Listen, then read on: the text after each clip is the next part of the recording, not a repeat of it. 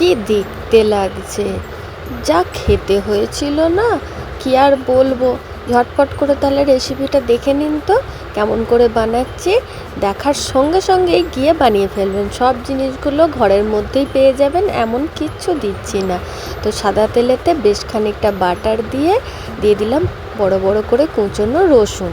এবার এগুলোর বেশ এইরকম সুন্দর কালার আসবে, সেই সময় দিয়ে দিচ্ছি বেশ খানিকটা পেঁয়াজটা খুব ছোট ছোট করেই কুচিয়েছি, যেমন রসুন কুচিয়েছি তেমন পেঁয়াজও কুচিয়েছি।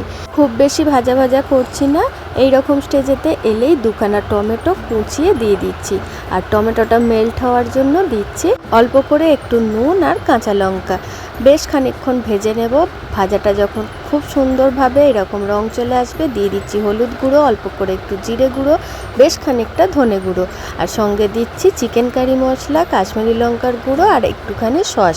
এটা প্রায় 1 চামচ মতো দিয়েছি, আর সঙ্গে একটু গোলমরিচের গুঁড়ো। ঝালটা একটু বুঝে দেবেন, যার যেরকম প্রয়োজন দেবেন। এবার খুব ভালোভাবে ভাজা হয়ে গেছে, তেল ছেড়ে দিয়েছে, দেখতেই পাচ্ছেন। পরিমাণ মতো নুন আর একটু দিয়ে দিলাম চিনি ব্যালেন্সের জন্য। এবার রেডি করে রাখা ভাতটা দিয়ে দিচ্ছি। ভাতটা করেছি বাসমতি রাইসের, যেটা দিয়ে ফ্রাইড রাইস হয় সেটাই।